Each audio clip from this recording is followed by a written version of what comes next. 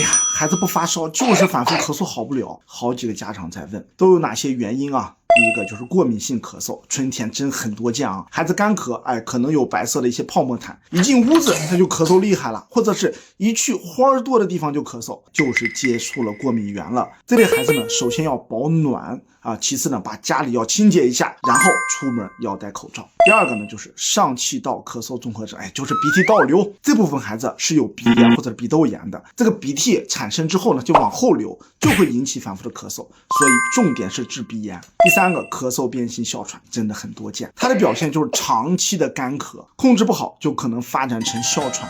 需要做检查才能诊断，诊断明确了要坚持的长期用药。第四个，感染后咳嗽占儿童慢性咳嗽的 21.73%，1到3岁的孩子多见，细菌或者病毒感染之后就会出现，比如说流感啦，比如说支原体感染之后就会反复的咳嗽，就是因为我们呼吸道感染之后呢，上皮细胞受损这个屏障功能就减弱，起到高反应性一般呢就是雾化和抗过敏治疗，一般的2到4周，很多孩子也能自愈。